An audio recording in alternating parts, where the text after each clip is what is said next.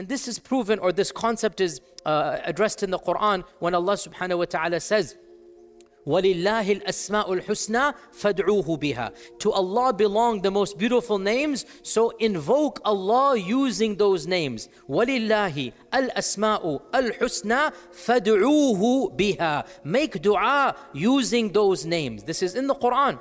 To Allah belong the most beautiful names, so make dua using those names. And this is a very well-known prophetic sunnah, which unfortunately many of us do not avail ourselves to. We should always begin our du'as with praising Allah. And the best praise to give to Allah is His names. So whenever we raise our hands, we don't just say, "Oh Allah, give me money." We don't ask like this. We begin, Ya Arhamar Rahimin, Ya Razzaq, Ya Kareem, Ya Sami' ad-Du'a, Ya Rabb, Ya Mawla, Ya Allah. You can mention names. And whatever dua you have, whatever ask you have, you will find a name that is appropriate for your ask. Your child is sick, Ya Shafi, Ya Kafi. You are in some financial difficulty, Ya Kareem, Ya Razzaq, Ya Mannan.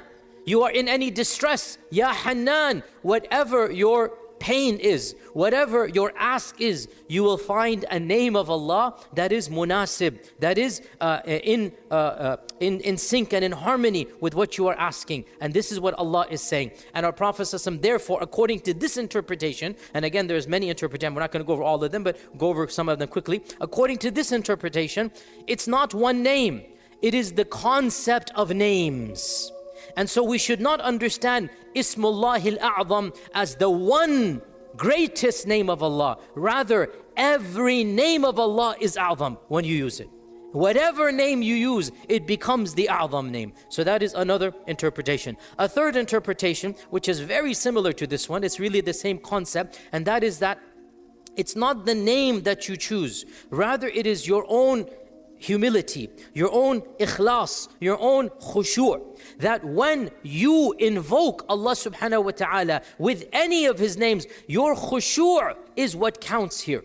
And so the understanding here is that similar to the second one, it is any name of Allah. What is important is your humility and khushu'. Then you have a whole list of opinions. The genre will be, there is actually one special name. And then what is that special name? There's at least 10 opinions. I'm just going to quickly list some of them. Ibn Hajar, by the way, in his Fath al-Bari, he lists every one of these and he has a discussion. Obviously, we don't have time to get into the detail, but very quickly, of the opinions is huwa. Huwa.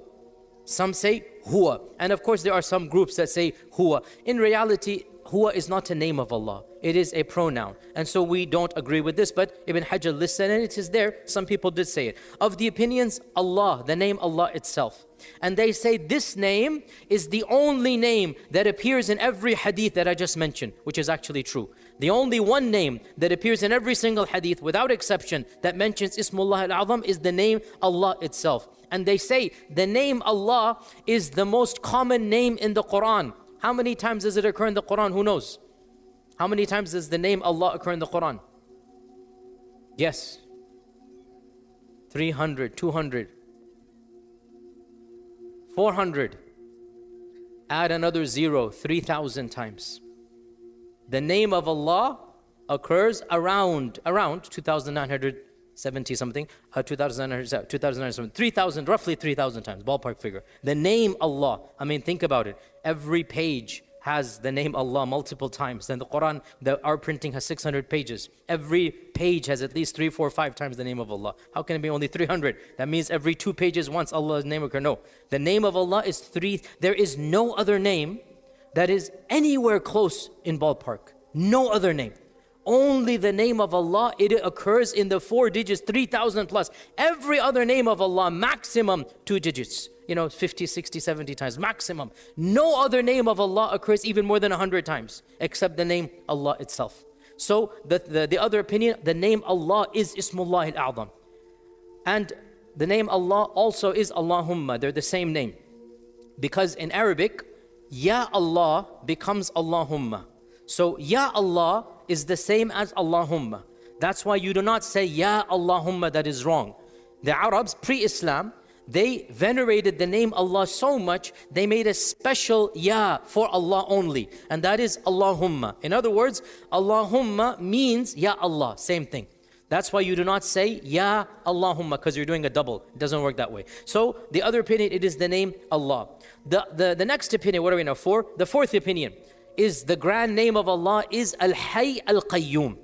And they say this is the name that occurs in Surah Baqarah and in Surah Ali Imran and in Surah Taha. I recited Surah Taha, right? And Allahu la ilaha illa huwa al-Hayy al-Qayyum. It occurs there, it occurs in Surah Ali Imran, and it occurs in Ayat al-Kursi. So the name Hayy al-Qayyum, it actually does occur. The first hadith I quoted, that the name, the Ismullah al-A'zam occurs in Surah Baqarah, Surah Ali Imran, Surah Taha. Lo and behold, al-Hayy al-Qayyum does actually occur in those three surahs. And they also say the grandest verse in the Quran is Ayat al-Kursi, right? The grandest verse, right? The most blessed verse. And what is Ayatul Kursi? Allahu la ilaha illahu al-Hayy al-Qayyum. So they say the grandest verse and the grandest name, obviously they should be in the same. So they say Al-Hayy al-Qayyum is the grand name of Allah. The next opinion, Al-Hannan al-Mannan.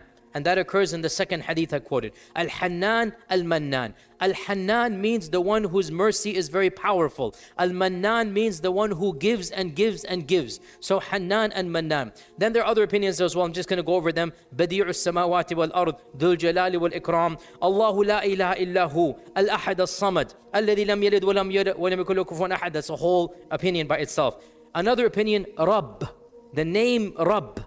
And Rabb is a comprehensive name because it means my Lord, my cherisher, my master, my protector, the one who's going to take care of me. That's what Rabb means. So another opinion is the name Ar-Rabb. And another opinion is it is the dua of Yunus when he was in the whale. La ilaha illa anta subhanaka inni kuntu min al-zalimin. And there are other opinions as well. But to conclude, Wallahu a'lam. If it is one particular name, it is either Allah or Al-Hayy al-Qayyum. These are the two names or the two combinations that are without a doubt perhaps the most powerful. Nonetheless, I am very sympathetic to the second opinion as well, which is it's not necessarily a particular phrase.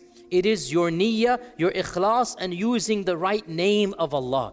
And this goes back to the reality. We as Muslims don't believe that if you say something magically, something happens. That's not how dua works. That's not how ibadah works. Ibadah is a worship of the heart. Ibadah is humility. Ibadah is submission to Allah. Ibadah is not reciting like a parrot. So we have a misconception. If I say the magic words, then this is going to happen. It doesn't work that way. Our religion is not astaghfirullah, hocus pocus, mumbo jumbo. Astaghfirullah. Our religion is khushu'. Our religion is taqwa. Our religion is ikhlas. It's in the heart. So it's not what you say, it is how you say it. So if you raise your hands to Allah and your heart is full of humility, it is full of iman, and you then verbalize some of the majestic names of Allah. And of course, in every dua, you can say Rabbana, you can say Allahumma, you can say Ya Hayyu Ya Qayyum, you can say all of these names, and then you add other names of Allah, then for sure you would have utilized the grand name of Allah subhanahu wa ta'ala. And if you utilize the grand name of Allah, what will happen? Allah will listen to your dua. One final point here, and I've gone over this much more detail. What does it mean Allah will listen? What does it mean Allah will respond?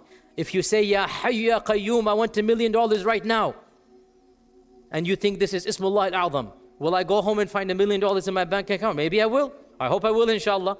But if I don't, does this mean Allah has not listened to my dua? No. This is another misconception. Listening to the dua means you will be rewarded for having asked it. And Allah will give you something, either what you want or something better than what you needed. You might not even have wanted it because you don't know what's good for you. Allah gave you something better than what you asked for. So Allah has listened to your dua and Allah will respond. But Allah's response is not, now if you ask for the akhirah and you are sincere, Allah will give it to you. But if you ask for the dunya, and you are sincere, Allah will give you something that is better than what you asked for or what you asked for. So Allah will respond to your dua.